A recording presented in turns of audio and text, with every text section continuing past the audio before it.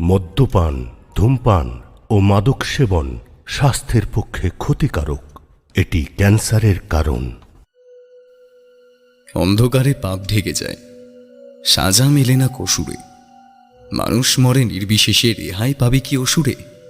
ভালোবাসা, লোভ, লালসা, ক্রোধ, জেদ, প্রতিটা আলাদা আলাদা অনুভূতি আমাদের জীবনে নানাভাবে প্রভাব ফেলে যায়। সময়ে অসময়ে আমাদের সবার মধ্যেই কম বেশি দেখা যায় এই আবেগগুলোকে। সে না হয় আলাদা কথা, কিন্তু এই ভিন্ন অনুভূতি যখন এক জায়গায় এসে মিশে যায়, তখন তখন তার পরিণতির কথা ভাবলেও আমাদের গা শিউরে ওঠে।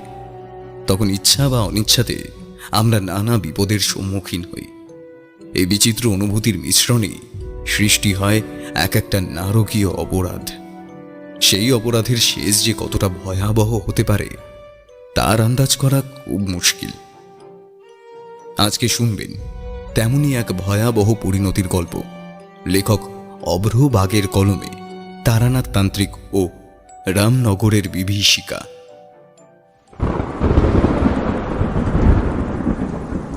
কয়েকদিনের অসহ্য গরমের পর বিকেলে নামলো অঝোরে বৃষ্টি। এমনিতেই রবিবার ছুটির দিন, সারা সপ্তাহের পরে এই একটা দিন দুপুরবেলায় বিছানায় একটু গড়াগড়ি দেওয়া যায়। তবে আজ একটু ঘুমিয়ে পড়েছিলাম। কতক্ষণ ঘুমোচ্ছিলাম জানি না। জানলা থেকে বৃষ্টির ছাট চোখে মুখে এসে পড়ায় হঠাৎ করেই ঘুমটা ভেঙে গেল। ঘড়ির দিকে চোখ যেতেই দেখলাম প্রায় 4টে বাজে। অন্য সময় ঘুম আসে না, তবে আজ ঘুমিয়ে পড়ার একটা কারণ আছে। গতকাল রাত্রে একটা অস্বস্তিকর স্বপ্ন, ঠিক অস্বস্তিকর না বলে এক কথায় বলা যায় ভুতুড়ে স্বপ্ন। ঘুম ভেঙে যায় স্বপ্নটা দেখে। তারপর আর ঘুম আসেনি। বিছানায় অনেকক্ষণ ধরে ছটফট করি। কিছু কিছু জিনিস আমাদের বড্ড অস্বস্তি দেয়। যদিও এর আগেও অনেকবার এই ধরনের স্বপ্ন দেখেছি, সে আমরা সবাই কম বেশি দেখে থাকি। যাই হোক, যদিও আমি ভূত প্রেত বিশ্বাস করি না, আর স্বপ্ন তো স্বপ্নই, তাতে আমাদের বাস্তব চরিত্রের সাথে কোনো মিল থাকে না। কয়েকদিন এত ভুতুড়ে সব গল্প পড়েছি, তাই হয়তো। বিছানা থেকে উঠে চোখে মুখে জল দিলাম। জানলার দিকে তাকিয়ে দেখলাম এখন বৃষ্টির রেশ অনেকটাই কমে এসেছে।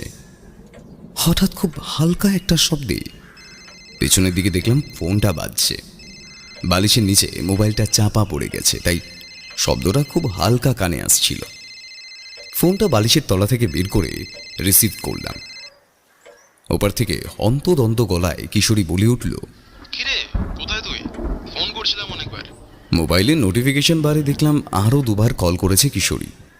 আরে বুঝতে পারিনি, একটু ঘুমিয়ে পড়েছিলাম। বালিশের নিচে ফোনটা চাপা পড়ে গেছিল, তাই হয়তো শুনতেও পাইনি। আরে কাকা, তুমি আবার কবে থেকে অবেলায় ঘুমোতে শুরু করলে? হ্যাঁ না রে, কাল রাতে ঘুম হয়নি আসলে। একই অসহ্য গরম, তার উপর একটা স্বপ্ন। স্বপ্ন? তো কে স্বপ্ন দিল? কোনো পড়ি নাকি রে, নাকি? কিশোরী সব ব্যাপারে বরাবরই মশকরা করতে ভালোবাসে। আমি বললাম, আরে দোষ না না, ওই ইদানিং ভূতের গল্পের বই পড়ে পড়ে কিছু একটা দেখে ঘুম ভেঙে যায়, আর কিছুই না। ঠিক আছে, তাড়াতাড়ি উঠে তৈরি হয়ে চলে আয়, তারনাথের বাড়ি যাবো। আমি জানলায় মুখ বাড়িয়ে আকাশের দিকে তাকিয়ে বললাম, এই ওয়েদারে? কিশোরী বলল, আরে ওই ওয়াদের ওইসব গাল গল্প শুনতে আমার ভালো লাগে। আমি মুখে একটা শব্দ করে বললাম, ওহ কিশোরী, তুই ওই মানুষটাকে খ্যাপানো ছাড়বি না, তাই না? কিশোরী আর কিছু বলল না, খালি একটু মুচকি হাসলো। সত্যি বলতে তারানাথের বিচিত্র সব গল্প ঘটনা শুনতে দারুণ লাগে, তাই মুখে খারাপ ওয়েদারের কথা বললেও অপেক্ষায় থাকি ওই দিনটার জন্য। তাই সুযোগ পেলেই হাজির হই তারানাথের বাড়ি। আর কিশোরী ছেলেটা যতই তারানাথকে খ্যাপাক, গল্প শুনতে কিন্তু সেও খুব ভালোবাসে। আমি হাতে একটা ছাতা নিয়ে তাড়াতাড়ি রেডি হয়ে বেরিয়ে পড়লাম কিশোরীর বাড়ির দিকে। আজ রাস্তার বেশিরভাগ দোকানপাটই বন্ধ। বৃষ্টির দিন, তার উপর রবিবার। দুপুরের পরে এই ওয়েদার দেখে হয়তো কারোর আর মন চায়নি বাইরে বের হতে। হাতে গোনা কয়েকটা দোকান খোলা রয়েছে। একটা পানের দোকান থেকে 1 প্যাকেট পাসিং শো কিনল কিশোরী, আর আমি 1 ঠোঙা গরম তেলে ভাজা কিনে নিলাম। এই বৃষ্টিতে আড্ডার সাথে মুড়ি আর তেলে ভাজা জমে যাবে বেশ। মটলেনে তারানাথের বাড়িতে এসে যখন পৌঁছলাম তখন ঘড়িতে সোয়া 5টা। আকাশে মাঝে মাঝে আলোর ঝলকানি দেখা দিচ্ছে। বরুণদেব যে এখনই তার দাপট থামাবে না তা বোঝাই যাচ্ছে। ঘরের মধ্যে প্রবেশ করতেই তারানাথ বলে উঠলেন, ভেতরে এসো হে ছোকরারা। আমি তো ভাবলাম এই ঝড় বৃষ্টিতে হয়তো আজ আর তোমরা আসবে না।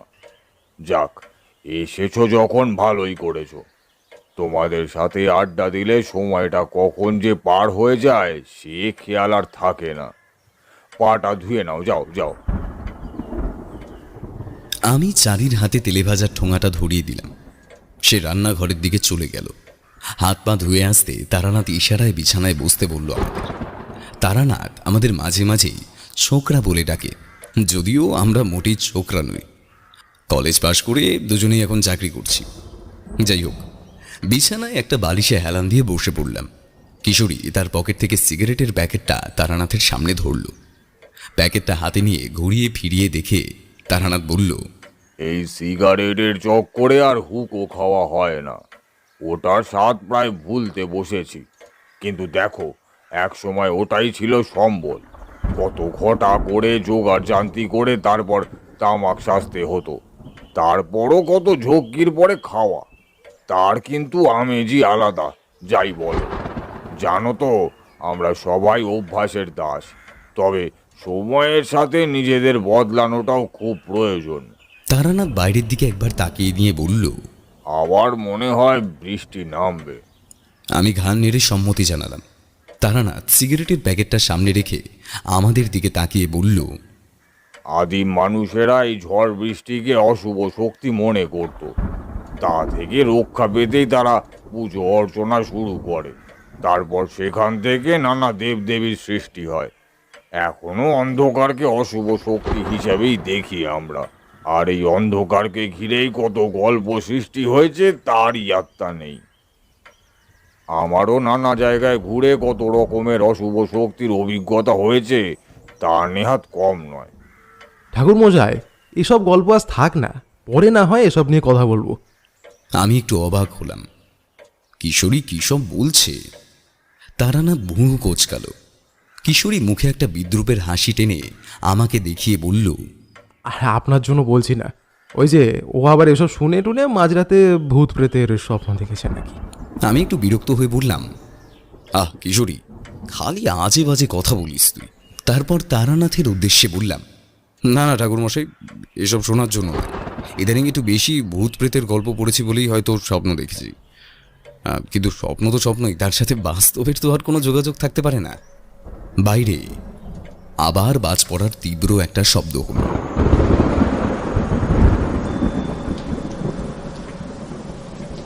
বৃষ্টির রেশ বাড়তে থাকলো। তারানাথ প্যাকেট থেকে একটা সিগারেট বের করে অগ্নিসংযোগ করল। তারপর ধোঁয়ার কুণ্ডলি ছেড়ে একটা দীর্ঘশ্বাস ফেলে বলল, স্বপ্নের সঙ্গে যে বাস্তবের একেবারেই কোনো সম্পর্ক বা যোগাযোগ সম্ভব নয় তা কিন্তু নয়। অনেক স্বপ্ন আবার আমাদের বাস্তব জীবনেও প্রভাব ফেলে। চোখ বন্ধ করে কথাগুলো বলল তারানাথ। আমি কথাটা শুনে একটু অবাক হলাম। এর মাঝে চারি থালা ভর্তি মুড়ি মাখা আর গরম চা নিয়ে হাজির। চায়ে একটা চুমুক দিয়ে বললাম, এও কি সম্ভব তারানাথ? কিশোরী কিছুটা মুড়ি নিয়ে চিবোতে চিবোতে বলল, গাল গপ্পে সবই সম্ভব ভায়া। তারানাথ কিশোরীর উপর একটু রেগে গিয়ে বলল, আমার কথা বিশ্বাস না হলে করো না, কিন্তু এমন কিছু ঘটনা আমাদের চারপাশে অনেক সময় ঘটে যা বিশ্বাস করা কঠিন মনে হলেও সেটা মিথ্যে নয়। আমি বললাম, ওর কথা বাদ দিন ঠাকুরমশাই, আপনি বলুন। তারপর কিছুক্ষণ থেমে তারানাথ আবার বলতে শুরু করলো, তোমার স্বপ্নের কথা শুনে আমার একটা ঘটনা মনে পড়ে গেল। সে আজ থেকে বছর 15 আগের কথা। তখন আমি ভবঘুরের মতো এই গ্রামে ও গ্রামে ঘুরে বেড়াচ্ছি। নানা জায়গা থেকে নানা রকম অভিজ্ঞতাও হচ্ছে বিস্তর। লোকমুখে তখন আমার একটু আধটু নামও ছড়িয়েছে। সেবার দিন কয়েক হলো রামনগরে এসেছি। এমনিতেই গ্রামটা বেশ বড়, তবে গ্রামে সেরকম ঝামেলা ঝঞ্ঝাট নেই বললেই চলে। সেখানকার মানুষ নিজেদের কাজ নিয়েই সব সময় ব্যস্ত থাকে। যেহেতু লোকের মুখে একটু নাম ছড়িয়েছে, তাই রোজই প্রায় কিছু মানুষের হাত দেখে কুষ্টি বিচার করে 2 পয়সা রোজগার হচ্ছিল।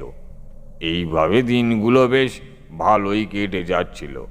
আর মধুসুন্দরী দেবীর আশীর্বাদ তো ছিলই, জীবনে কোনো দিন খাওয়া দাওয়ার অভাবে পড়তে হবে না। তাই কোনো দিন না খেয়ে থাকতে হয়নি আমাকে। কিন্তু কয়েকদিন পরেই ওই গ্রামে ঘটে গেল বেশ কয়েকটা ঘটনা।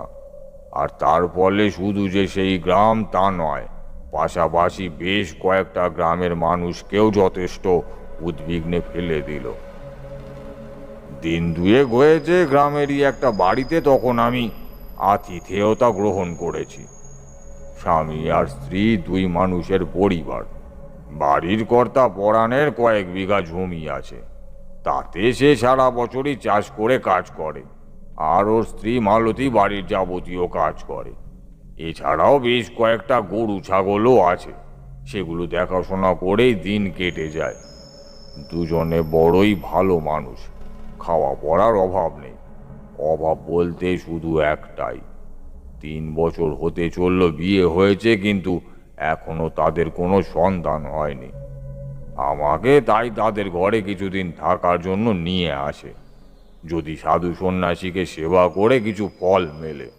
আমার কৃপা দৃষ্টিতে যদি ওদের মনস্কামনা পূর্ণ হয়। তো সেদিন সকালে আমি দালানে বসে হুকো টানছি। পরাণ সকাল সকাল খেতে চাষ করতে বেরিয়ে গেছে। মালতী গেছে কাছের একটা পুকুরে জামা কাপড় ধুতে। বাড়ি ফিরতে ওর মুখ দেখে বোঝা গেল কোনো একটা কারণে সে খুব চিন্তিত। আমি জিজ্ঞাসা করতে সে বলল, কাল রাত থেকে সুলেখাকে খুঁজে পাওয়া যাচ্ছে না বাবা। পাশের গ্রামেই বাড়ি মেয়েটার। রাতে এই যাত্রা দেখব বলে ওর মায়ের সাথে বাড়ি থেকে বেরিয়েছিল, কিন্তু কিছুটা দেখার পর নাকি ওর খুব ঘুম পায় বলে ও বাড়িতে চলে আসে। তারপর ওর মা বাড়ি ফিরে জানতে পারে মেয়ে বাড়ি ফেরেনি। তখন রাত প্রায় 12টা বাজে। অনেক খোঁজাখুঁজি করিছে সারা রাত ধরি, কিন্তু এখনো কিছু জানা যায়নি। শুনলুম মেয়েটা একাই বাড়ি ফিরেছিল। ওর মা যদিও বলেছিল ওকে বাড়িতে দিয়ে আসবে, কিন্তু সুলেখাই নাকি বলে বাড়ি তো বেশি দূরে নয়, তাই চিন্তা করার কিছু নাই, একাই চলে যেতে পারবে। আর তখন রাতও বেশি হয়নি। কিন্তু নাটক শেষ হবার পর বাড়ি ফিরে দেখে এই কাণ্ড। সুলেখার বাবা তখন ঘরেই ঘুমাচ্ছিল। মেয়ে যে বাড়ি ফেরেনি তা শুনেই আর বুঝতে বাকি নেই যে তাদের মেয়েটার বড় সড় বিপদ হয়েছে। তবু মনকে সান্ত্বনা দেওয়ার জন্য সবার বাড়িতে খোঁজ খবর নেয়। রাত ভোর ধরে নাকি অনেক খোঁজাখুঁজি চলে, কিন্তু এখনো পর্যন্ত তার খোঁজ পাওয়া যায়নি। এমন ফুটফুটে একটা মেয়ে হঠাৎ করে যে কোথায় উবে গেল কে জানে। সকালে থানায় পুলিশকে গিয়ে জানায়। পুলিশও খোঁজাখুঁজি করছে। কি জানি বাবা কি অঘটন ঘটলো। সবাই ভেবেছিল হয়তো ওই ওই যে ছেলেটার সঙ্গে ভালোবাসা আছে তার সাথেই পাইলে গেছে, কিন্তু সেও কাল রাত থেকে বাড়িতেই আছে। পুলিশ জিজ্ঞাসাবাদ করছে যে কেউ কিছু দেখেছে কিনা। কাল তো গ্রামের বেশিরভাগ মানুষই যাত্রা দেখতে গিয়েছিল, আর রাতও তখন হয়েছে। এমনিতে রাস্তায় এই সময় লোক থাকে না, তবে কাল অনেকেই যাতায়াত করেছিল। তাই কারোর চোখে পড়েছে কিনা সেসব খাতিয়ে দেখছে পুলিশ। নিয়তি দেখুন বাবা, আজ যদি মায়ের সাথে মেয়েটা বাড়ি ফিরতো তাহলে এসব ঘটতো না। আমার মুখে একটু চিন্তার ছাপ পড়ল, যদিও তাকে কিছু বললাম না। বিকেলের দিকে পুলিশ খোঁজ নিয়ে জানতে পারে সুলেখাকে দুজন লোক দেখেছিল তার বাড়ির দিকে ফিরতে, তবে কোনো অসঙ্গতি চোখে পড়েনি। একাই ছিল সুলেখা, ওর সাথে আর কাউকে দেখেনি তারা। ঘটনার দুদিন পরে নদীর পাড় থেকে সুলেখার ক্ষতবিক্ষত আধপচা দেহটা উদ্ধার করলো পুলিশ।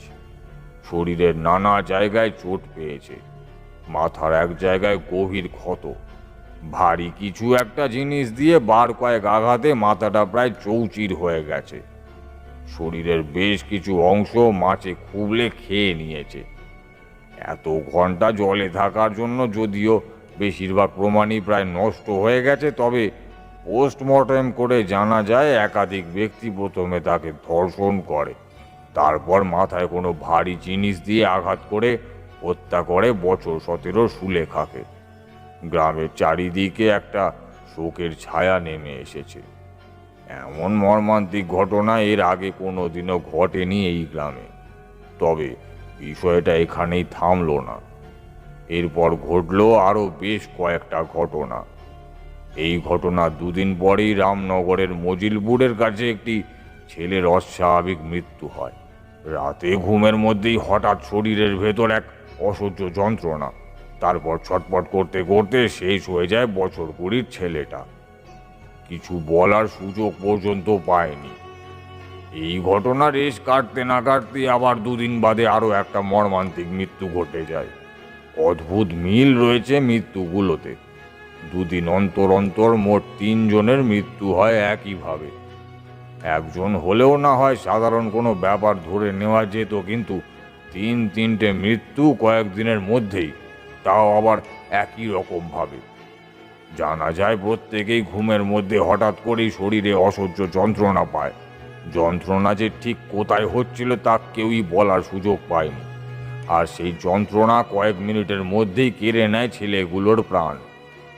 মারা যাওয়ার সময় প্রত্যেকের শরীরই ধনুকের মতো বেঁকে গিয়েছিল, দুমড়ে মুচড়ে একেবারে ছোট হয়ে গিয়েছিল শরীরগুলো। মৃত্যুর সময় ওই কয়েক মিনিটে যে কত কষ্ট পেতে হয়েছে তা তাদের শরীর আর বিকৃত মুখ দেখলেই বোঝা যায়। তবে পোস্টমর্টম রিপোর্টে যা এলো তা শুনে আরো অবাক করে দিল সবাইকে। মৃতের শরীরের বাইরে কোনো ক্ষত বা আঘাত না থাকলেও ভেতরের প্রায় সমস্ত অঙ্গই কয়েক মিনিটের মধ্যেই বিকল হয়ে গেছে। এমনকি শরীরের অনেক হাড় নাকি গুঁড়ো গুঁড়ো হয়ে গেছে তাদের। প্রত্যেকের ক্ষেত্রেই কম বেশি একই অবস্থা। কি করে সম্ভব মেডিকেল ডিপার্টমেন্ট ভেবে পাচ্ছে না। বাইরে কোনো আঘাত নেই, কিন্তু ভেতর থেকে এতটা ইনজিওর কি করে হয়?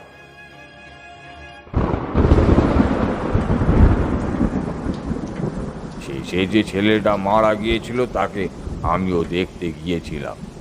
কি যেন নাম ছিল, হ্যাঁ মনে পড়েছে, বিপুল। ওই এলাকাতেই থাকতো।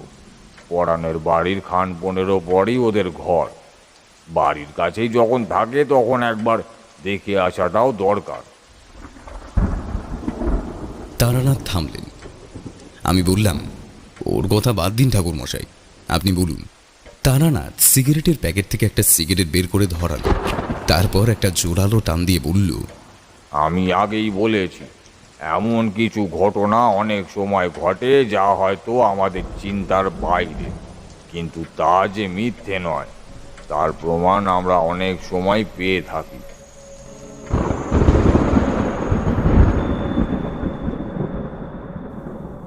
তবে এদের মৃত্যুর ধরন ছাড়াও আরো দুটো মিল আছে। সবার বয়সই প্রায় 25-এর মধ্যে, আর ওরা একে অপরের খুব ঘনিষ্ঠ বন্ধু ছিল। এরকম পরপর আকস্মিক মৃত্যু গ্রামের বাকি মানুষদের যেমন অবাক করেছিল, তেমনি তাদের মনে একটা ভয়ের দানাও বেঁধে দিয়েছিল। এরপর আরো দিন কয়েক কেটে গেছে, নতুন করে আর কিছু ঘটেনি গ্রামে। তবে আগের চাইতে অনেকটা থমথমে হয়ে আছে গ্রামটা। আর এটা অস্বাভাবিক কিছু নয়। কয়েকদিনের মধ্যেই 4-4টে মৃত্যু, আর তার কোনো কিনারা হয়নি। আমি তখন চিন্তা ভাবনা করছি এই গ্রাম ছেড়ে অন্য কোথাও চলে যাওয়ার জন্য। আমার তো তখন এক জায়গায় বেশি দিন মন টিকতো না। ভাবলাম আজকের দিনটা দেখে কালই চলে যাব অন্য কোথাও। কিন্তু সকালটা বেরোতে একটু বেলার দিকে একটা গাড়ি এসে থামলো বাড়ির দরজায়। তখন আমি হুঁকো নিয়ে বসেছি, আর কয়েকজন এসেছে হাত দেখাতে। তাদের সাথেই কথা বলছিলাম। লোকগুলো চলে যেতে খাদির পাঞ্জাবি পরা সেই লোকটা আমার কাছে এগিয়ে এলো। তার সাজ পোশাক আর চেহারা দেখেই বোঝা যায় কোনো সম্ভ্রান্ত পরিবার থেকে এসেছে। তবে ওর কপালের দিকে তাকিয়ে আমি বুঝে গিয়েছিলাম কোনো ঘোরতর বিপদের মধ্যে দিয়ে যাচ্ছে সময়টা। চোখে মুখেও কালি পড়েছে। সে এসে আমার পায়ের ওপর পড়ে গিয়ে বলল, বাবা, আমার ছেলেটাকে বাঁচান বাবা। ও যে ধীরে ধীরে মৃত্যুর দিকে এগিয়ে যাচ্ছে। অনেক ডাক্তার বৈদ্য দেখিয়েছি, কিন্তু কেউই কিছু করতে পারছে না। এইভাবে ছেলেটাকে চোখের সামনে মরতে দেখতে পারছি না বাবা। আমার তো ওই একটা মাত্র ছেলে। আমি জানি আপনি পারবেন বাঁচাতে বাবা। আপনি পারবেন বাঁচাতে। আপনি পারবেন বাঁচাতে। একটানা কথাগুলো বলে একটু থামলো লোকটা। আমি তাকে ধরে তুললাম, বললাম, শান্ত হও, শান্ত হও, আমাকে সব খুলে বলো কি হয়েছে। মালতী সামনে দাঁড়িয়েছিল। এক গ্লাস জল এনে দিল লোকটিকে। ঢক ঢক করে জল খেয়ে হাত দিয়ে মুখ মুছে সে বলল, বাবা, আমার নাম নারায়ণ চৌধুরী, দেবীপুরে বাড়ি। এই গ্রামেরই একটা গ্রামের পরে। আজ থেকে দিন 7 আগের ঘটনা বাবা। আমার ছেলে প্রতাপ রাতে ঘুমাচ্ছিল। হঠাৎ করেই ঘুম থেকে ধরপড় করে উঠে নিজের একটা পা ধরে ভীষণ চিৎকার করতে থাকে। আমরা ওর ঘরে এসে দেখি কিছুই হয়নি, কিন্তু ও ওর ডান পায়ে হাত দিয়ে ভীষণ চিৎকার করছে। কিন্তু বিশ্বাস করুন বাবা, পা যেমনকে তেমনই ছিল। প্রথমে ভাবলাম সাপে টাপে কামড়ালো নাকি, কিন্তু না। পায়ের চারিদিকে ভালো করে দেখলাম, তার তো কোনো চিহ্নই নেই। কিছু বুঝতে না পেরে বাবা তড়িঘড়ি ডাক্তারকে কল করলাম। ডাক্তারবাবু এসে ওষুধ দিয়ে যন্ত্রণা কিছুটা কমালেন বটে, কিন্তু এর কারণ বুঝে উঠতে পারলেন না। সারা রাত আমার ছেলেটা যন্ত্রণায় ছটফট করতে থাকলো। পরদিন সকাল থেকে যন্ত্রণা আস্তে আস্তে কমতে থাকে বটে, কিন্তু পাটা একেবারেই বিকল হয়ে যায়। ওই পায়ের আর কোনো সার থাকে না। এক্সরে রিপোর্টে জানা যায় কোনো ভারী কিছুর আঘাতে পায়ের প্রায় সব কটা হাড়ি প্রায় গুঁড়ো গুঁড়ো হয়ে গেছে। কিন্তু এটা কি করে হলো বুঝতে পারছিলাম না। রাতে ঘুমাতে গেল, কোনো অ্যাক্সিডেন্ট হলো না, কিছুই ঘটলো না, আর পায়ের এরকম হাল হয়ে গেল। রাতারাতি বিকল হয়ে গেল পাটা। আবার সেই ঘটনার পুনরাবৃত্তি ঘটলো ঠিক তার 2 দিন বাদে। ওই একইভাবে ওর আরো একটা পা বিকল হয়ে গেল। আর অবাক ব্যাপার, এই সমস্ত কিছুই ঘটছে ঘুমের মধ্যে। ছেলেটা বড্ড কষ্ট পাচ্ছে বাবা, সারাক্ষণ চিৎকার করছে আর ভুল বকছে। কিন্তু ভাগ্যের এমনই নিষ্ঠুর পরিহাস যে এই দীর্ঘ যন্ত্রণার 2 দিন পর যখন একটু স্বস্তি পাচ্ছে, তখনই ঘুম নেমে আসছে ওর চোখে। শত চেষ্টা করেও সেই ঘুমকে কাবু করতে পারছে না বাবা। আর তারপরেই ঘটছে সেই মর্মান্তিক ঘটনা। আমার ছেলেটাকে বাঁচান বাবা, আমার ছেলেটাকে বাঁচান বাবা, আমার ছেলেটাকে বাঁচান, আমার ছেলেটাকে বাঁচান। নারায়ণ কাঁদো কাঁদো ভাবে কথাগুলো বলে আমার পায়ে লুটিয়ে পড়ল। তারপর কিছুটা শান্ত হয়ে আবার বলল সে, বাবা, প্রথমে ডান পা, তারপর পা, আর গতকাল থেকে 2টো হাতই আর তুলতে পারছে না প্রতাপ। আস্তে আস্তে পুরো শরীরটাই শেষ হয়ে যাচ্ছে। বাবা, আমার মনে হয় ও কোনো শক্তিশালী পিশাচের কাজ। আপনি বলুন, এই কাজ কোনো মায়াবী দানব ছাড়া আর কার হতে পারে? আমি কিছু বললাম না। হুকোয় টান দিতে দিতে চিন্তা করতে লাগলাম। নারায়ণ আবার বলল, কলকাতা থেকেও ডাক্তার এনেছি বাবা, কিন্তু তারাও কোনো সুরাহা করতে পারছেন না। ডাক্তার বলে দিয়েছেন নিচের অংশ আর হাত দুটো একদম প্যারালাইজড হয়ে গেছে, ওটা আর ঠিক হবে না। ওরা তো প্রায় হাত তুলেই দিয়েছে। ওদের ধারণা কোনো অজানা ভাইরাসের সংক্রমণের জন্যই আমার ছেলের বোধহয় এই অবস্থা। নানা রকম পরীক্ষার জন্য তারা রক্তের স্যাম্পেল নিয়ে গেছে, তবে আমি জানি এ কোনো অজানা রোগ নয়। এ পিশাচেরই কাজ যে তিলে তিলে আমার ছেলেটাকে শেষ করে দিচ্ছে। এখন আপনি পারেন বাবা, কিছু একটা করুন বাবা, কিছু একটা করুন, দয়া করুন বাবা, দয়া করুন, দয়া। আমি তাকে আশ্বস্ত করে বললাম, ঠিক আছে, তুমি একটু শান্ত হও, সব ঠিক হয়ে যাবে। আমি কাল সকাল সকালই তোমার বাড়ি চলে যাব। যেহেতু এই ঘটনার পুনরাবৃত্তি 2-3 দিন ছাড়া ছাড়া হচ্ছে, তাই আজ তো আর কিছু ঘটার সম্ভাবনা নেই। নারায়ণ করজোড়ে প্রণাম করে বলল, ঠিক আছে বাবা, কাল আমি আপনার জন্য গাড়ি পাঠিয়ে দেব, কোনো অসুবিধা হবে না। নারায়ণ চলে যেতে আমি হুকোটা নামিয়ে রেখে ভাবতে থাকলাম। আগের 3টে ছেলের সাথে একই রকম মিল খুঁজে পাওয়া যাচ্ছে, তবে তাদের একদিনে মৃত্যু হয়েছিল, কিন্তু নারায়ণবাবুর ছেলের ক্ষেত্রে তা নয়। ব্যাপারগুলো বড্ড জটিল হয়ে যাচ্ছে। মালতী এতক্ষণে উঠোন ঝাড় দিচ্ছিল, ছাঁটাটা মাটিতে ফেলে দিয়ে আমাকে বলল,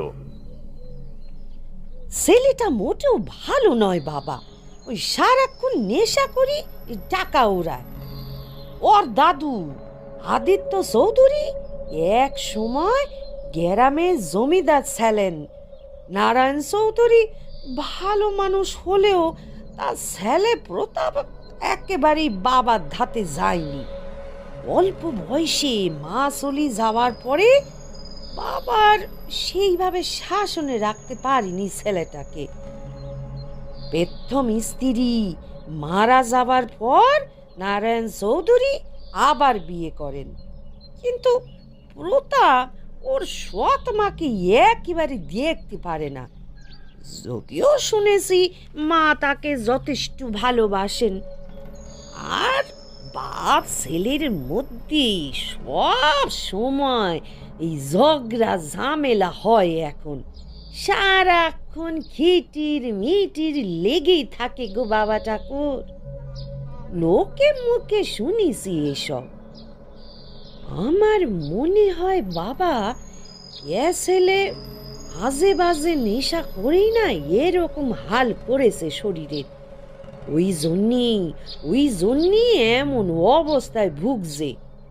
এসব প্রেত টেত কখনো জন্মে দেখিনি গো এই গায়ে। আমি কিছু বললাম না মালতীকে, কারণ শেষবার যখন বিপুলের লাশটা দেখতে গিয়েছিলাম তখন আমার বুঝতে বাকি ছিল না যে এ মৃত্যু মোটেই সাধারণ নয়। ওর কপালে এক অশুভ শক্তির ছায়া আমি আগেই লক্ষ্য করেছিলাম। আমি আর কিছু না বলে কালকের জন্য জিনিসপত্র গোছগাছ করতে লাগলাম। এরকম অদ্ভুত ঘটনার সম্মুখীন আগে কখনো হইনি, তাই একটু ভাবিয়ে তুলল আমায়। সবার আগে ছেলেটাকে দেখার প্রয়োজন, ওর সাথে কথা না বললে ব্যাপারটা ঠিক বোঝা যাবে না। পরদিন সকাল সকালই গাড়ি এসে থামলো বাড়ির সামনে। বেলা প্রায় 10টা নাগাদ পৌঁছালাম নারায়ণ চৌধুরীর বাড়ি। বাড়ির কাছেই একটা মস্ত বড় গেট, তার ভেতরে বেশ পুরনো বাড়িটা। প্রাচীন রাজরাজাদের আদলে তৈরি বাড়িটা। দেখে বোঝা যায় বাড়িটার বয়স হয়েছে। অনেক জায়গায় মেরামতো করা হয়েছে, কিছু কিছু জায়গায় বলে তারা খসে পড়েছে। গেটের মাঝখান দিয়ে ইট বাঁধানো চওড়া রাস্তা চলে গেছে সদর দরজায়। বাড়ির ডান দিকে একটা অ্যাসবেস্টারের ছাউনি দেওয়া গাড়ি রাখার গ্যারেজ, তাতে একটা হাল আমলের মোটর গাড়ি দাঁড়িয়ে আছে। আর বাড়ির চারপাশ জুড়ে নানা রকম গাছ ও আগাছায় ভরা। তবে সেসব যত্ন করার জন্য যে ঠিক মতো লোক নেই তা দেখলেই বোঝা যায়। গাড়ির আওয়াজ শুনে নারায়ণ চৌধুরী বাড়ির দরজার সামনে এগিয়ে এলো। আমাকে দেখে যে তিনি অনেকটা স্বস্তি পেয়েছেন সেটা তার মুখ দেখেই বোঝা গেল। গাড়ি থেকে নেমে পা রাখতেই একটা গরম বাতাসের আভাস পেলাম। আমার দৈব ক্ষমতার কারণে আমি আগেই আঁচ পেয়ে যাই। যাই হোক, অতি প্রাকৃতিক ব্যাপার যেই বাড়িকে গ্রাস করেছে তা বুঝতে আর বাকি রইল না। আমি ওনার সাথে বাড়ির ভেতরে প্রবেশ করলাম। নারায়ণ একটা ঘর দেখিয়ে বলল, এই ঘরে আপনি আগে একটু বিশ্রাম নিন বাবা, জলযোগ করুন, তারপর না হয় প্রতাপকে একেবারে দেখে আসবেন। আমি হাত মুখ ধুয়ে কাঁধের ঝোলা ব্যাগটা ঘরের এক কোণে রেখে দিলাম। কিছুক্ষণ পরে নারায়ণবাবু নিয়ে গেলেন খাওয়ার ঘরে। একজন মহিলা থালা ভর্তি লুচি, তরকারি, পায়েস, মিষ্টি দিয়ে গেলেন। নারায়ণবাবু বললেন, ও আমার স্ত্রী নির্মলা। নির্মলা আমাকে প্রণাম করলো। তার মুখ চোখেও কালি পড়েছে। নিজের সন্তান না হলেও যে সে যথেষ্ট কষ্ট পাচ্ছে তা দেখেই বোঝা গেল। আমি খাওয়া দাওয়া করে নারায়ণবাবুর সাথে গেলাম প্রতাপের ঘরে। খাবার ঘরে যে ছেলের ছবি রয়েছে তার সঙ্গে এই ছেলের কয়েকদিনের মধ্যে যে বিস্তর পরিবর্তন হয়েছে তা দেখেই বোঝা যাচ্ছে। কঙ্কালসার একটা শরীর বিছানায় শুয়ে আছে, চোখে মুখে কালছিটে ভাব, যন্ত্রণায় চোখ বন্ধ করে একভাবে গোঙাচ্ছে ছেলেটা। সেবা শুশ্রূষা করার জন্য একজন অল্প বয়সী মহিলা রয়েছে তার ঘরে। আমি নারায়ণবাবুকে ইশারায় বলে দিলাম যাতে সেই মেয়েটা কিছুক্ষণের জন্য যেন বাইরে থাকে। নারায়ণবাবুর আদেশে মেয়েটি বিছানায় থাকা চাদরটা প্রতাপের গায়ে চাপিয়ে দিয়ে ঘর ছেড়ে বেরিয়ে গেল। আমি ঘরের চারিদিকে ঘুরে ফিরে একবার দেখলাম, তারপর প্রতাপের পাশে এসে বসলাম। চোখ খোলো বাবু, চোখ খোলো, তারানাথ বাবা এসেছেন, ওনাকে সব খুলে বলো। দেখবি উনি তোকে এই কষ্ট থেকে ঠিক উদ্ধার করবেন। প্রতাপ আস্তে আস্তে চেয়ে দেখল। চোখ একদম রক্তবর্ণ হয়ে আছে, মুখটা খুলেই কেঁদে ফেললো প্রায়। তারপর বিড় করে কি সব বলতে লাগলো। ও আমাকে ছাড়বে না, ও আমাকে তিলে তিলে মেরে ফেলবে। আমাকে মুক্তি দিন বাবা, আমি আর এই যন্ত্রণা সহ্য করতে পারছি না। আমার ওঠার ক্ষমতা থাকলে আমি নিজে শেষ করে ফেলতাম। কথাগুলো বলেই প্রতাপ কেঁদে ফেলল। আমি তাকে শান্ত করলাম। কিন্তু কে তোকে মেরে ফেলবে? জানি না, আমি কিচ্ছু জানি না। আমি তার মাথায় হাত রেখে বললাম, আচ্ছা বেশ, প্রথম থেকে বল আমায়, প্রথম দিন কি স্বপ্ন দেখেছিলিস? সে বেশ কিছুক্ষণ চুপ করে রইল, তারপর ধীরে ধীরে বলতে শুরু করলো। সেদিন রাত্রে বিছানায় শুয়ে কখন যে ঘুমিয়ে পড়েছি খেয়াল নেই। তারপর যে স্বপ্নটা দেখলাম সেটা স্বপ্ন নাকি সত্যি তা এখন আমি বুঝে উঠতে পারছি না। শুনেছি ঘুম ভাঙার পর স্বপ্নের অনেকটাই মানুষ ভুলে যায়, কিন্তু ঠাকুরমশাই আমার এখন সব স্পষ্ট মনে আছে। এমনকি সে সময় যা ঘটেছে তা আমি অনুভব করতে পারছিলাম। দেখলাম ভিজে স্যাঁতস্যাঁতে লতা পাতা জড়ানো রাস্তার মাঝখান দিয়ে আমি হাঁটছি। চারিদিকে ঘন অন্ধকার। চলতে চলতে মাঝে মাঝেই পায়ের গোড়ালির বেশ খানিকটা অংশ ডুবে যাচ্ছে জলের মধ্যে। হাঁটার সময় বারবার মনে হচ্ছে যেন কেউ ওই জায়গাটার উপর লতা গুল্ম দিয়ে একটা অস্থায়ী পথ তৈরি করেছে। এরকম উদ্দেশ্যহীনভাবে এগিয়ে চলেছি সামনের ঘন অন্ধকারটার দিকে। কেন যাচ্ছি, কোথায় যাচ্ছি আমি নিজে কিছু জানি না। আকাশের বুকে গোল থালার মতো চাঁদটা পথের কিছু কিছু অংশ 7-8 আলো করে রেখেছে। তাতেই যতটুকু চোখ যাচ্ছে তাতে গভীর জঙ্গল ছাড়া আর কিছুই চোখে পড়ছিল না। হঠাৎ হঠাৎ কিছু দূর এগোনোর পর দেখলাম একটা উঁচু ঢিবির সামনে পথটা শেষ হয়ে গেছে। ঢিবির ওপর চেয়ে দেখতেই গায়ে রক্ত হিম হয়ে গেল আমার। দেখি দেখি খোলা চুলে একটা মেয়ে দাঁড়িয়ে রয়েছে ঠিক আমার সামনে, তবে তার মুখ অস্পষ্ট, কিছুই বোঝা যাচ্ছে না সেইভাবে। সমস্ত শরীরটা যেন আলখাল্লা জাতীয় পোশাকে ঢাকা, কিন্তু কিন্তু চোখগুলো একেবারে জ্বলছে আগুনের পিণ্ডের মতো। আমি চোখের দিকে তাকাতেই গা শিউরে উঠল আমার। আমি সেখান থেকে পালাবো কি করে? আমার গোটা শরীর যেন অবশ হয়ে গেল, এক পা নড়তে চড়তে পারলাম না। তারপর সেই পিশাচিনী একটা বিকট চিৎকার করে তার লম্বা হাত দিয়ে আমার ডান পা ধরে মারল এক টান। তারপর টেনে নিয়ে গিয়ে আমাকে সেই লতা পাতা জড়ানো গাছের মধ্যে ঝুলিয়ে দিল। এরপর বার কয়েক সেই ঢিবির ওপর আমাকে ধরে ধরে আছাড় মারতে লাগলো। আমি যন্ত্রণায় চিৎকার করতে লাগলাম, কিন্তু জানি সেখানে আমাকে বাঁচানোর বা আমার ডাক শোনার কেউ নেই। তারপর সেই পিশাচ ভারী কিছু একটা জিনিস দিয়ে একের পর এক আঘাত করতে লাগলো আমার পায়ের ওপর। পায়ের হাড়গুলোর টুকরো হয়ে যাওয়ার শব্দ আমি টের পাচ্ছিলাম। আমি যন্ত্রণায় বিকট চিৎকার করতে লাগলাম, আর সে আনন্দে আরো জোরে জোরে মারতে লাগলো আমার পায়ের ওপর। তারপর তার ওই লোহার মতো হাত দিয়ে চেপে ধরলো আমার পাটাকে, আর হাড়গুলোকে চেপে ধরে গুঁড়ো গুঁড়ো করতে লাগলো। আমি যন্ত্রণায় ছটফট করতে লাগলাম। আমার সেই আর্তনাদের শব্দ শুধু বারবার ফিরে আসছিল আমারই কানে।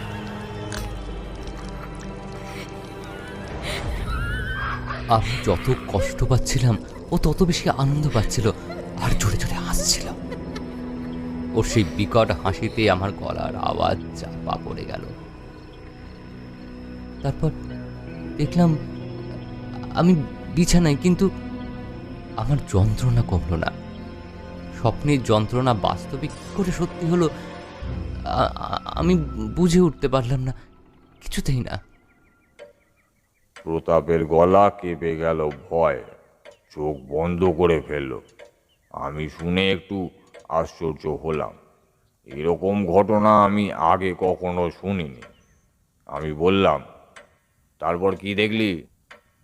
প্রতাপ কাঁপা কাঁপা গলায় বলল, তার একদিন পর আবার সেই একই স্বপ্ন। আমি ভাবিনি যে আমার ঘুমটা আমার অভিশাপ হয়ে দাঁড়াবে ঠাকুরমশাই। দ্বিতীয় দিন সেই একই ঘটনা, সেই একই স্বপ্ন।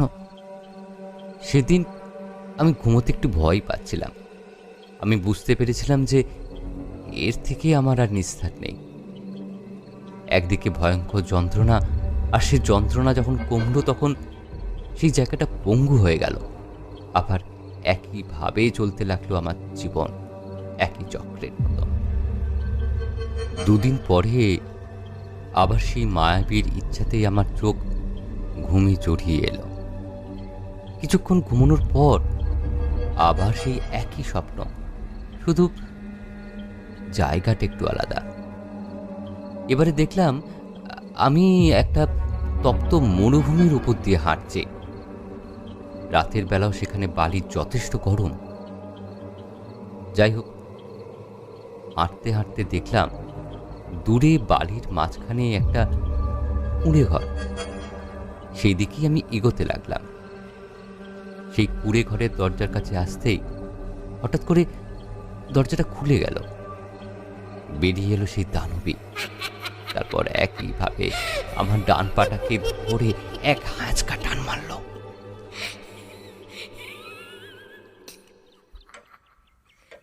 আবার একটু থামে প্রতাপ, তারপর একটা ঢোক গিলে আবার বলতে থাকে সে, আর গতকাল রাত্রে আমি বসেই ছিলাম, কিছুতেই ঘুমোতে চাইছিলাম না।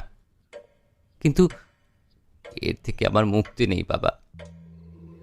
ওইভাবেই বসে থাকতে থাকতে কখন যে আচমকা ঘুমের চোখ বুজে এসেছিল আমি জানি না।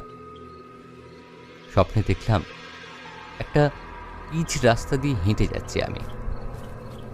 গ্রামের বড় রাস্তার মতো দেখতে অনেকটা, দুদিকে সারি সারি গাছ, রাস্তার দুপাশে ঢালু হয়ে নেমে গেছে, দুধারে সদ্য কাটা ধান জমি, সব সব স্পষ্ট দেখতে পাচ্ছিলাম আমি। হঠাৎ দেখলাম দূর থেকে একটা মোটর গাড়ি ছুটে আসছে, তার জোরালো আলোয় আমার চোখ ঝলসে গেল। আমি সেই আলো থেকে বাঁচতে চোখের ওপর হাত রাখলাম, দেখলাম সেই গাড়িটা আমার দিকেই ছুটে আসছে, কিন্তু আমি যে সেখান থেকে সরে যাব তা কিছুতেই পারছিলাম না। কেউ যেন আমাকে সেখানে আঁকড়ে ধরে রেখেছে রাস্তার সঙ্গে। আমি ভয়ে চোখ বন্ধ করলাম, কিন্তু না, গাড়িটা আমাকে ধাক্কা মারল না, গাড়িটা বরং আমার সামনে এসে থেমে গেল। তারপর সেই একই ঘটনার পুনরাবৃত্তি ঘটল। গাড়ি থেকে বেরিয়ে এলো সেই পিশাচিনি, তারপর সে খিলখিল করে হেসে আমার দিকে তাকিয়ে বলল, ভয় নেই, এক্ষুনি তোকে প্রাণে মারবো না, অনেক কিছু বাকি আছে, অনেক কিছু। বলেই আমাকে এক ঝটকায় রাস্তায় ফেলে দিল। তারপর গাড়ির চাকা বারবার আমার দুটো হাতের উপর দিয়ে নিয়ে যেতে লাগলো। আমি প্রাণপণে চেষ্টা করলাম হাত সরানোর, কিন্তু হাতগুলো তখন আমার আর বসে ছিল না। সেই চাকাগুলোর ওজন যেন কয়েক টন মনে হতে লাগলো। সেই যন্ত্রণা একেবারে অসহনীয় ছিল ঠাকুর, একেবারে অসহনীয়। আমার হাতটাকে গুঁড়ো গুঁড়ো করে দিল কয়েক সেকেন্ডের মধ্যে।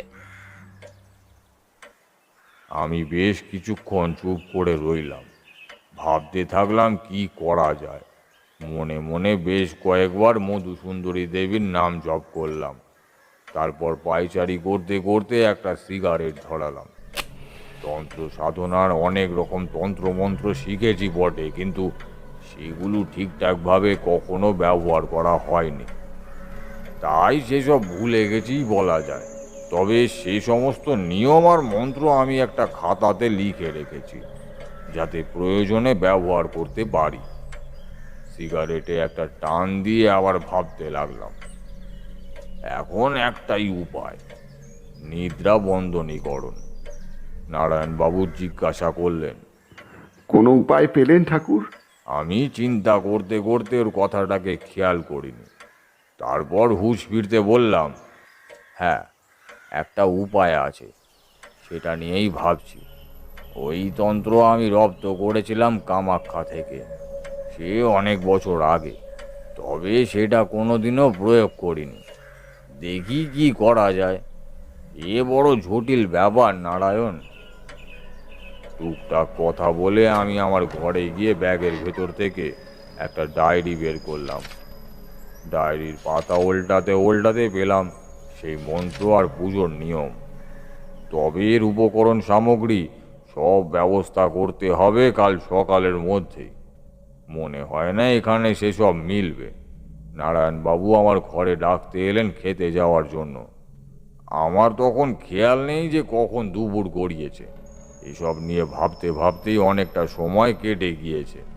খাওয়া দাওয়া সেরে নারায়ণের সাথে ওর ঘরে গিয়ে বসলাম। তাহলে কিভাবে কি করা যাবে, কিছু ভাবলেন বাবা? একটু চিন্তিতভাবেই কথাটা বলল নারায়ণ। আমি একটা সিগারেট ধরিয়ে বললাম, সে নিয়ে তুমি চিন্তা করো না, শুধু আমার বেশ কিছু জিনিস লাগবে, সেসব কাল সকালের মধ্যেই তোমাকে ব্যবস্থা করে দিতে হবে। এই গ্রামে সেসব হয়তো পাওয়া নাও যেতে পারে। কি কি লাগবে তার একটা লিস্ট আমি বানিয়েছি। আমি শহর থেকে সেসব আনিয়ে নেব বাবা, আপনি শুধু কি লাগবে আদেশ করুন, কাল সকালেই আমি পাঠিয়ে দেব আমার লোকেদের। যা করার তাড়াতাড়ি করতে হবে নারায়ণ। কাল দুপুর থেকে ধাপে ধাপে কয়েকটা কাজ করতে হবে। প্রথমে 3 প্রকারের শুদ্ধিকরণ করতে হবে: আত্মশুদ্ধি, স্থান শুদ্ধি ও দেহ শুদ্ধি, আর সব শেষে গাত্রবন্ধন। এরই মাঝে একবার প্রতাপের ঘর থেকে ঘুরে এলাম। যন্ত্রণায় কাতরাচ্ছে আর কী সব বলে চলেছে বিড়বিড় করে। এই যন্ত্রণায় আজ রাতে যে আর ঘুম আসবে না তা স্বাভাবিক, আর এইভাবেই তো নিয়ম করে ঘটছে ঘটনাগুলো। পরদিন সকালে আমার প্রথম কাজ আত্মশুদ্ধিকরণ করা। এর মাধ্যমে অন্তরাত্মাকে জাগিয়ে তুলে পঞ্চ ইন্দ্রিয়কে এই কাজের জন্য তৈরি করতে হবে। মধুসুন্দরী দেবীকে একবার স্মরণ করে বসে গেলাম আমার কাজে। এই কাজ যখন শেষ হলো ততক্ষণে পূজা অর্চনার জিনিসপত্র কিনে ফিরে পড়েছে নারায়ণবাবুর লোকেরা। ভোরবেলায় পাঠিয়ে দিয়েছিল সমস্ত কিছু কেনার জন্য। আমাকে ডাকলো সকালের খাওয়ার জন্য, কিন্তু আমি বলে দিলাম এখন জল পর্যন্ত স্পর্শ করা যাবে না যতক্ষণ না কয়েকটা কাজ শেষ হচ্ছে। এরই মাঝে একবার দেখে এলাম যা যা জিনিসপত্র এনেছে সব ঠিকঠাক আছে কিনা। কিছু যদি বাদ পড়ে তবে কাজের সময় ফ্যাসাদে পড়তে হবে। নারায়ণ এসে বলল, বাবা, এরপর কি করবেন? এবারে স্থান শুদ্ধি করতে হবে। এই বাড়ির পরিবেশকে আগে আমার কাজের উপযোগী করে তুলতে হবে। এই বাড়ির বাতাস গরম হয়ে আছে অশুভ ছায়ায়। আমি এক ঘটি গঙ্গা জল, পঞ্চপত্র, পঞ্চধাতু নিয়ে বাগানের মাঝে একটা তুলসী গাছ পুঁতে পুজো শুরু করলাম। বাস্তুর শান্তির জন্য এটা করা খুব প্রয়োজন। তারপর তুষ পোড়া গুঁড়ো, বিল্বপত্র, পঞ্চগুড়া গঙ্গা জলে মিশিয়ে বাড়ির বাইরে থেকে চারিদিকে ছড়িয়ে দিলাম। এরপর শেষ কাজ, দেহ শুদ্ধি। এটা যদিও করতে হবে রাতের সময়। তারপর গাত্রবন্ধন। যতই সময় পেরোতে লাগলো ততই নারায়ণের চোখে মুখে একটা ভয়ের ছাপ এসে বাসা বাঁধতে শুরু করলো। প্রতাপের এখন যন্ত্রণা ধীরে ধীরে কমতে শুরু করেছে। নিয়ম মাফিক যা হওয়ার তাই হলো। যন্ত্রণা কমলো বটে, কিন্তু হাতে কোনো সার রইল না। যদিও থেকেও বা কী লাভ হবে, সমস্ত হাড় তো আগেই গুঁড়ো হয়ে গেছে। আর এইভাবে গুঁড়ো হওয়া হাড়কে আগের অবস্থায় কোনো ডাক্তারেরই আগের অবস্থায় ফিরিয়ে আনা সম্ভব নয়। তবে প্রতাপের কষ্ট সহ্য করার ক্ষমতা আছে, এটা বলতে হবে। সন্ধ্যা পেরিয়ে ধীরে ধীরে এগোতে লাগলাম সেই বিভীষিকাময় রাতের দিকে। এর পরের কাজ দেহ শুদ্ধিকরণ। স্নান করে পুজোর সমস্ত সামগ্রী সাজিয়ে মধুসুন্দরী দেবীর নাম জপ করে বসে গেলাম পুজোয়। হোমাগ্নির শেষ হতে হতে রাত প্রায় 10টা। প্রতাপের চোখে তখন ঘুম নেমেছে। আমি ওকে জোর করে খাটের ওপর হেলান দিয়ে বসিয়ে রাখলাম। এই কাজগুলোর জন্য তাকে জাগিয়ে রাখা খুব প্রয়োজন। এর মাঝে ঘুমিয়ে পড়লে আর বিপদ থেকে রক্ষা করা যাবে না। পুজোর বাকি সমস্ত কাজ সেরে গাত্রবন্ধন করে নিলাম, যাতে সেই প্রেত আমার কোনো ক্ষতি না করে। নারায়ণ আমাকে জিজ্ঞাসা করলো, এরপর কি করবেন ঠাকুর? এবারে পুজো করা লাল চেলি কাপড় দিয়ে প্রতাপের হাতের সাথে আমার হাত বাঁধবো। ওর এই বিপদকে আটকাতে হলে আমাকে ওর স্বপ্নের মধ্যে যেতে হবে। যা কিছু ঘটছে তা তো সবই স্বপ্নের মধ্যে। তবে এই কাজের সময় এই ঘরে শুধু প্রতাপ আর আমি ছাড়া আর কারোর থাকা চলবে না। নারায়ণবাবুর স্ত্রীর চোখ ছলছল করে উঠল। সে যে যথেষ্ট ভয় পাচ্ছে তা দেখেই বোঝা গেল। এরপর আমি তাদের সবাইকে বাইরে পাঠিয়ে ঘরের জানলা দরজা সব বন্ধ করে দিলাম। দরজায় খিল দিয়ে ঘরের চারিদিকে পুজোর জল ছড়িয়ে দিলাম। তারপর এসে বসলাম প্রতাপের পাশে। আমি সেই লাল কাপড়টা ওর ডান হাতে ভালো করে বাঁধলাম যাতে খুলে না যায়। তারপর আমার বাঁ হাতের সাথে বেঁধে নিলাম। চোখ বন্ধ করে একভাবে মন্ত্রপাঠ করতে লাগলাম। ওম হর হর কালী কালী শর গৌরী ধাম ধাম বিদ্যে আলে মালে তালে গন্ধে বন্দে পচ পচ বিদ্যে মাথ মাথ বিদ্যে নাশায় নাশায় পাপং দুঃস্বপ্ন বিদ্যায়ং সা। ধীরে ধীরে প্রতাপ ঘুমের মধ্যে ঢলে পড়ল, আর তার সঙ্গে আমার চোখেও নেমে এলো ঘুম। তারপর কতক্ষণ কেটে গেছে খেয়াল নেই। হঠাৎ দেখলাম আমি একটা পাহাড়ি জায়গায় অন্ধকারের মধ্যে দাঁড়িয়ে আছি।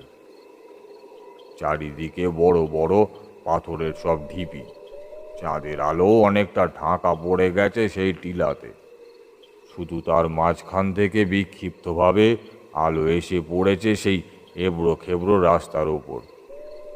আমি সামনের দিকে পা বাড়ালাম, কিন্তু প্রতাপ কোথায় গেল? আমাদের তো একসাথেই থাকার কথা। আমি একটু লম্বা লম্বা পা ফেলে সামনের দিকে এগিয়ে গেলাম। কিছুটা এগোতে দেখতে পেলাম ওই তো ঠিক আমার হাত বিশেক দূরেই একটা ছায়া মূর্তি সামনের দিকে হেঁটে চলেছে। চাঁদের আলোয় স্পষ্ট না হলেও বোঝা যাচ্ছে হেঁটে চলা মানুষটাকে। আমি ওকে থামানোর চেষ্টা করলাম, কিন্তু ও যেন আমার কথা ঠিক করে শুনতে পেল না। আমি যখন অনেকটা সামনে চলে এসেছি, হঠাৎ রাস্তার ধারে একটা প্রকাণ্ড দেবদারু গাছের ওপর থেকে ধোঁয়ায় কুণ্ডলি পাকিয়ে নেমে এলো এক ভয়ঙ্কর দানব। তার লম্বা লম্বা চুলগুলো অক্টোপাসের পায়ের মতো এদিক ওদিক তুলতে লাগলো। চোখগুলো যেন আগুনের গোলা, শরীরের সমস্তটাই কালো একটা কাপড়ের মতো কিছু দিয়ে ঢাকা। একটা ঝোড়ো হাওয়া তুলে প্রতাপের সামনে এসে দাঁড়ালো সেই ভয়ঙ্কর পিশাচ। হাত বাড়িয়ে ওকে ধরতে যাবে কি, আমি দৌড়ে ওদের মাঝখানে এসে দাঁড়ালাম। সেই প্রেতের চোখ মুখের অভিব্যক্তি নিমিষের মধ্যে পাল্টে গেল। তার ওই গোল গোল চোখ থেকে আগুন ঠিকরে বেরিয়ে এলো। তৃতীয় ব্যক্তির সেখানে উপস্থিতি তাকে যেমন বিচলিত করলো, ঠিক তেমনই ওর ক্রোধ বাড়িয়ে তুললো আরো কয়েক গুণ।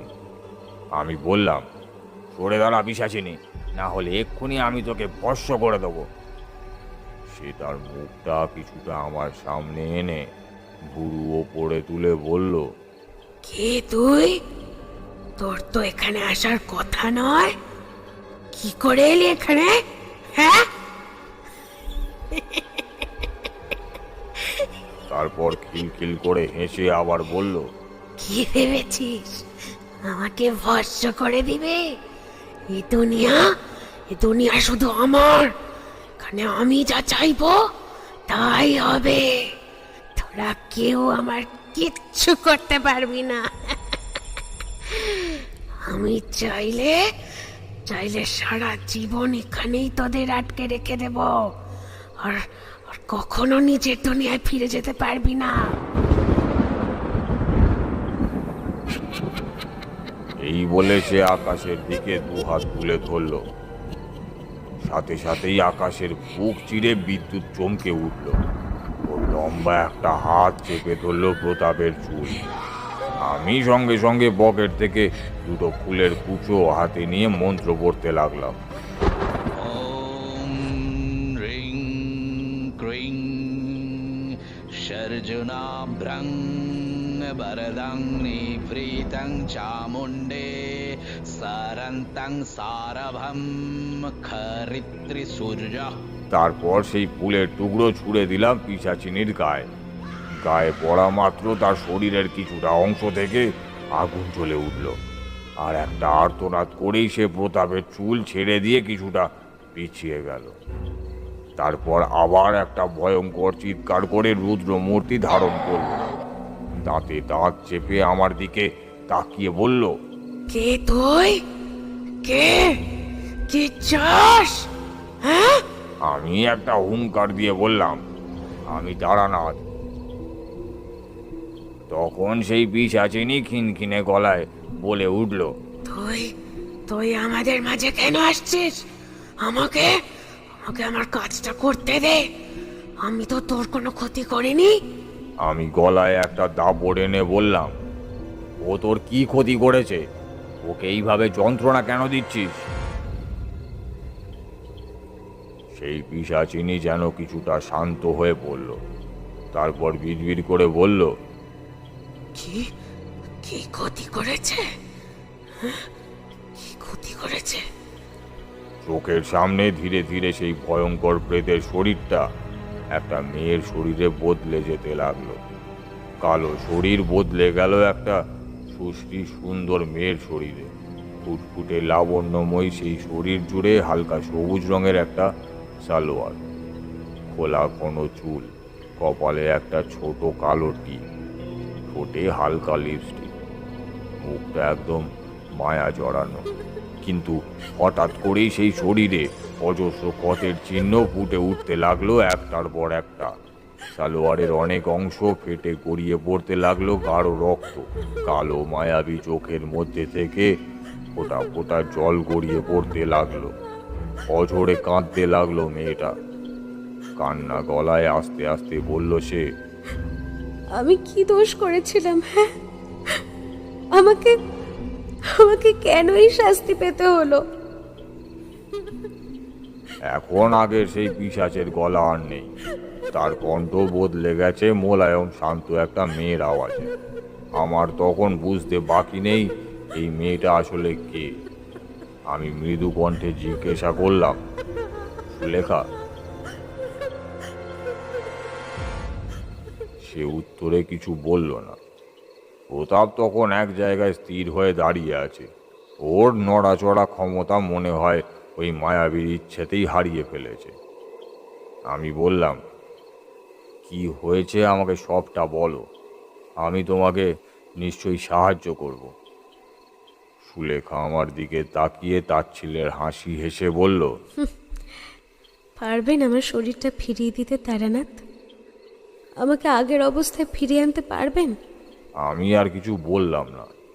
জানি এটা কখনোই সম্ভব নয়। বেশ কিছুক্ষণ চুপ থেকে আবার সে ধীরে ধীরে বলতে শুরু করলো, ভালোবেসেছিলাম প্রতাপকে, কিন্তু কিন্তু ভাবিনি যে এটাই আমার জীবনের কাল হয়ে দাঁড়াবে। সারাক্ষণ নেশা করতো প্রতাপ, কোনো কথা শুনতো না। তবুও ভেবেছিলাম একদিন সব ঠিক হয়ে যাবে। কিন্তু সেদিন ভাবিনি ওই রাতটা আমার জীবনের শেষ রাত হবে। এই বলেই একটা আতঙ্কে দু হাতে নিজের মুখ চেপে ধরল সুলেখা। তারপর কিছুক্ষণ থেমে আবার বলতে লাগলো, সেদিন গ্রামের বেশিরভাগ মানুষই যাত্রা দেখতে গেছে। আমিও গিয়েছিলাম মায়ের সাথে। বাবা যদিও যায়নি, বাড়িতেই ঘুমোচ্ছিল। রাত জেগে যাত্রাপালা দেখতে বাবা কখনোই ভালোবাসতো না। আমি ভালোবাসতাম, কিন্তু সেদিন জানি না কেন বড্ড ঘুম পাচ্ছিল। আসলে কদিনের পরীক্ষায় রাত জেগে পড়ার জন্য আমি আর স্থিরভাবে বসে থাকতে পারছিলাম না, যেন বিছানা আমাকে টানছিল। এরই মাঝে ওই জানোয়ারটা বারবার ফোনে মেসেজ করছিল সেখান থেকে একবার বেরিয়ে আসার জন্য। কিন্তু আমি ভয় পাচ্ছিলাম, কেউ যদি আমাদের একসাথে দেখে তাহলে আমাদের সম্পর্কের ব্যাপারে জেনে যাবে। আমি মেসেজে বলেও ছিলাম একটু পরে আমি এমনিতেই বাড়ি চলে যাব, আমার ভালো লাগছে না। তাই কিছুক্ষণ পরেই আমি সেখান থেকে বাড়ির দিকে রওনা দিই। হাঁটতে হাঁটতে বাড়ির গলির কাছে তখন এসে পড়েছি, এমন সময় হঠাৎ করে ওই বজ্জাতটা এসে দাঁড়ালো আমার সামনে। আমি ওকে হঠাৎ করে সামনে দেখতে পেয়ে প্রথমে একটু চমকিয়ে গিয়েছিলাম। তারপর জিজ্ঞাসা করি, এত রাতে এখানে কি করছো? তোমাকে দেখেই এখানে এলাম। অনেক রাত হয়েছে প্রতাপ, বাড়ি যাও। কি করব? কখন থেকে মেসেজ করে বলছি কথা আছে, তুমি তো কানই দিচ্ছিলে না। পাশে মা ছিল প্রতাপ, আর কত লোক ওখানে, কেউ দেখে ফেললে কি ভাবতো বলো তো? কিন্তু এখানে তো লোক নেই। বলেই আমার হাতটা চেপে ধরে মুখের কাছে ঠোঁট নিয়ে এলো। বুঝতে পারলাম নেশা করে আছে।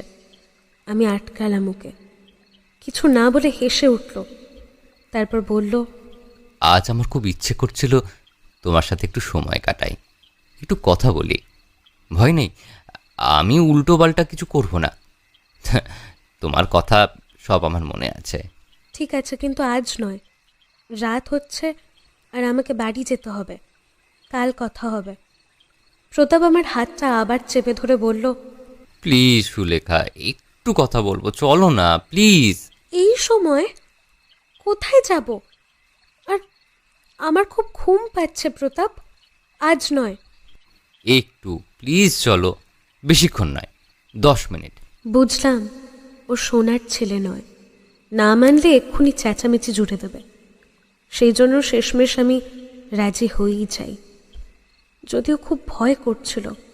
তাই বললাম, ঠিক আছে, রাস্তার ধারেই কথা বলবো, এদিক ওদিক যেতে পারবো না। বুঝতে পারিনি ওই রাস্তাটাই ওর ফাঁদ ছিল। রাস্তা দিয়ে হাঁটছি দুজনে, বেশ কয়েকবার ফোন এলো ওর। রাস্তার উপর হাঁটতে হাঁটতে কথা বলছি, এমন সময় হঠাৎ দেখলাম আমাদের কাছে একটা গাড়ি এসে থামলো।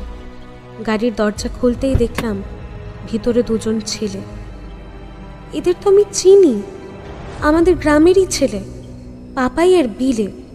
কিছু বোঝার আগেই প্রতাপ আমার মুখ চেপে গাড়ির ভিতরে ঢুকিয়ে দিল।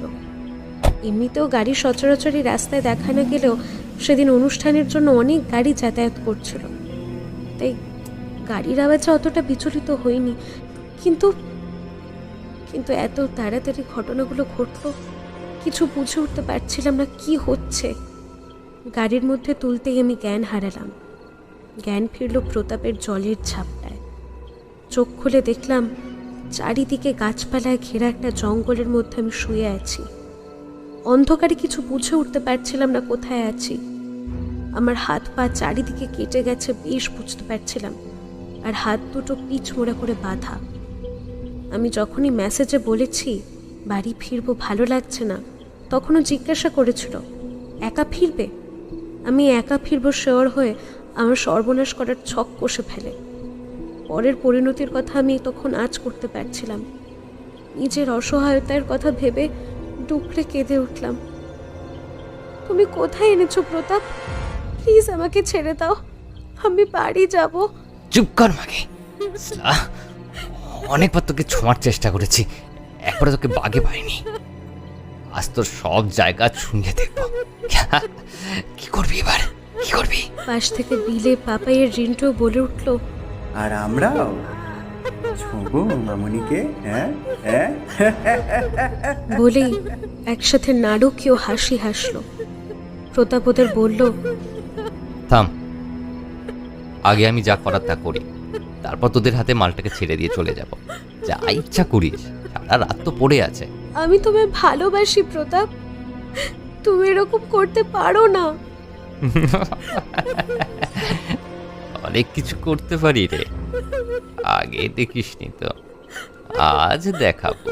বলেই আমার ওপর ঝাঁপিয়ে পড়লো ওই পিশাচটা। আমার গোটা শরীরে নেকড়ের মতো নখ দাঁত দিয়ে আঁচড় কাটতে লাগলো। হাত দুটো আগেই বাঁধা ছিল, তারপরও পকেট থেকে একটা রুমাল বের করে আমার মুখে জোর করে ঢুকিয়ে দিল। আমি চিৎকার করার চেষ্টা করলাম, কিন্তু আমার মুখ দিয়ে কোনো শব্দ বের হলো না। চলতে লাগলো আমার শরীর আর মনের পাশবিক অত্যাচার। বেশ কিছুক্ষণ চুপ থেকে আবার সে ধীরে ধীরে বলতে শুরু করলো। ভালোবেসেছিলাম ওকে, অন্য কেউ হলে হয়তো শুধু শরীরের কষ্টটাই টের পেতাম, কিন্তু কিন্তু ও আমার ভালোবাসাটাকেও ধর্ষণ করেছে সেদিন। না না, কিছুতেই মেনে নিতে পারছিলাম না। আমার শরীরটাকে নিগড়ে নিয়ে উঠে পড়লো জানোয়ারটা। হালকা কয়েকটা শব্দ কানে এলো আমার। আধ বোঝা চোখে দেখলাম প্রতাপ ওদের তিনজনকে বলল, নে এবারে ঝটপট মাল ছাড়তো। ওদের থেকে কয়েকটা টাকার নোট মুড়ে পকেটে ঢুকিয়ে নিল। নিজের চোখে সেসব দেখে আমি বিশ্বাস করতে পারছিলাম না। কটা টাকার পরিবর্তে এই কাজ করলো প্রতাপ। নিজের উপর আমার ঘৃণা হচ্ছিল। মানুষ চিনতে এতটা ভুল করলাম আমি, আজ তারই মাসুল দিতে হচ্ছে আমাকে। তারপর একটা সিগারেট ধরিয়ে জামা থেকে শুকনো পাতা ঝরাতে ঝরাতে বেজন্মটা বলল, শোন, যা করার কর, কিন্তু খেয়াল থাকে যেন এ শালি যেন প্রাণে না বাঁচে। এ বাঁচলে কিন্তু আমরা সবাই মরব, কথাটা মাথায় থাকে যেন। ওদের হাতে আমাকে ছেড়ে চলে গেল। আমার চোখ দিয়ে তখন অঝরে জলের ফোঁটা বয়ে চলেছে। এক এক করে তিনজনের চলল বিশ্রামহীন নির্যাতন। ক্লান্তি আর যন্ত্রণায় আমি গোমাতে গোমাতে মৃত্যুর দিকে এমনিতেই ঢলে পড়েছিলাম। কিন্তু তা সত্ত্বেও হঠাৎ একটা জোরালো আঘাত এসে পড়লো আমার মাথার ওপর। বো বো করতে শুরু করলো মাথাটা। কানে একটা তীব্র শব্দ এক টানা বেজে চলল। ভীষণ যন্ত্রণায় আমার সারা শরীর কেঁপে উঠল। তারপর তারপর সেটা সামলাতে সামলাতে আরও একটা আঘাত। তারপর জানোয়ারগুলো আমার মৃত শরীরটাকে নিয়ে গিয়ে নদীতে ফেলে দিল। আমার শরীরটা শেষ করে দিল। আমার আমার আত্মাকে শেষ করতে পারিনি। সুলেখার শরীর আবার আগের অবস্থায় ফিরে আসতে লাগলো। দাঁতে দাঁত চেপে বলতে লাগলো, ওই 3 জনকে ঘুমের মধ্যে আমি এক এক করে শেষ করেছি, কিন্তু কিন্তু এই জানোয়ারটাকে আমি তিলে তিলে শেষ করব, যন্ত্রণা দিয়ে দিয়ে আস্তে আস্তে মারব। আমাকে ঘুমোতে দেয়নি না সেদিন, আমিও এই নরকের কীটটাকে শান্তি দেব না, প্রতিদিন যন্ত্রণা দেব, ও মৃত্যু ভিক্ষা চাইবে, কিন্তু কিন্তু ওকে আমি এখনই মারবো না, না না, এখনই মারবো না। আপনি সরে যান, সরে যান আমার সামনে থেকে, সরে যান। এই মুখ দিয়ে সেদিন অনেক কথা বলেছিলি তাই না? তোর তোর এই জিভ আমি ছিঁড়ে নেব। সুলেখার মুখে সব শুনে ওর কোনো ক্ষতি করলে ওর সাথে অন্যায় করাই হতো, কিন্তু এইভাবে চলতে থাকলে ওর মুক্তি হবে না। আর আমি কখনোই একজন প্রেতকে এইভাবে ছেড়ে দিতে পারি না। তাই আমি সুলেখাকে বললাম, শোন মা, তোর সাথে যা হয়েছে একদমই ঠিক হয়নি, তার জন্য বাকিদের তো তুই শাস্তি দিয়েইছিস। আর প্রতাপও যথেষ্ট শাস্তি পেয়েছে, ওর শরীরের বেশিরভাগ অঙ্গই বিকল হয়ে গেছে, ওর সোজা হয়ে দাঁড়ানোর আর ক্ষমতা নেই রে। ও সারা জীবন এই কষ্ট নিয়েই থাকবে, কিন্তু আমি চাই এই যন্ত্রণা থেকে তুই মুক্তি পা। আমি কথা দিচ্ছি, সত্যিটা আমি সবাইকে জানাবো। সুলেখা এই কথা শুনে চুপ করে রইল। বুঝতে পারলাম এতে ওর সম্মতি আছে। আমি আর দেরি করলাম না, কাপড়ের খুঁট থেকে মন্ত্রপুত জলের শিশিটা বের করে একটু জল নিয়ে মন্ত্র পড়তে লাগলাম। শর্জুনাভ্রং বরদং নিভৃতং চামুণ্ডে সারন্তং সারভম খরিত্রি সূর্য ওম নৃতাসক্তং হিরণ্যে সমারাঘং শ্রীণুতাভসরয়ুভীতম সুকাগ্নম তমগ্ন। তারপর বার দিনে সেই জল ছিটিয়ে দিলাম ওর গায়ে। একটা তীব্র আর্তনাদ করে সুলেখার শরীরটা ধীরে ধীরে ধোঁয়া হয়ে হাওয়ায় মিলিয়ে গেল। আস্তে আস্তে ঘুম ভাঙলো আমার। পাশে দেখলাম তখনও চোখ বন্ধ করে শুয়ে আছে প্রতাপ। হাতের বাঁধন খুলে ঘর থেকে একটু জল এনে ওর মুখে ছেটালাম। চোখ মেলল প্রতাপ, কিন্তু সে মুখে অদ্ভুত শব্দ করছে, কথা বলতে পারছে না। বুঝলাম সুলেখা যাওয়ার আগে জ্ঞানহীন প্রতাপকে চিরদিনের জন্য বোবা করে দিয়ে চলে গেছে। এরপর সমস্ত ঘটনা নারায়ণবাবুকে খুলে বলি। সব শুনে আর ছেলের এই কাজে খুব কষ্ট পান তিনি। নিজে পুলিশকে ডেকে সমস্ত কিছু বলে, আর বাকি 3 জনের কথাও জানানো হয় তাদের। যেহেতু প্রতাপ আগেই বিকলাঙ্গ হয়ে গিয়েছিল, তাই আলাদা করে কোনো শাস্তি আর দিতে হয়নি ওকে। তবে পুলিশ বাকি কথা বিশ্বাস করবে না জেনে অনেক কথাই চেপে যায়। এরপর আমি সেখান থেকে চলে যাই এক অন্য গ্রামে। থামলো তারানাথ, আবার একটা সিগারেট ধরিয়ে আমাকে উদ্দেশ্য করে বলল, বুঝলে তো, স্বপ্নও আমাদের বাস্তব জীবনে হানা দিতে পারে। বলছি তারানাথ, এই গল্পটা আপনি আবার স্বপ্নে দেখেননি তো? না মানে কেমন যেন গাঁজাখুরি শোনালো গল্পটা, তাই বলছি আর কি। তারানাথ কিশোরীর দিকে কটমট করে তাকিয়ে বললেন, আর যদি কোনো গল্প তোমাদের শুনিয়েছি।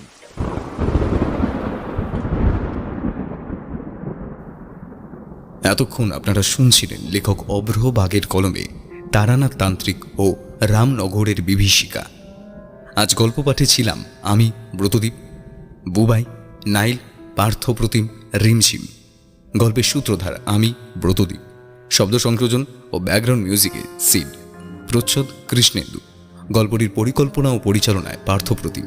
বিশেষ সহযোগিতায় ছিলেন দেবাশিস সেনগুপ্ত ও ইন্দ্রজিৎ। গল্পটি কেমন লাগলো জানান আমাদের লাইক ও কমেন্ট করে, আর খুব ভালো লাগলে অবশ্যই শেয়ার করুন। তবে আজ আসি, আবার অন্য কোনো দিন একটা নতুন গল্প নিয়ে হাজির হব তোমাদের কাছে। ততদিন ভালো থাকুন, সুস্থ থাকুন আর শুনতে থাকুন রহস্যের অন্ধকারে। ধন্যবাদ। শুভরাত্রি।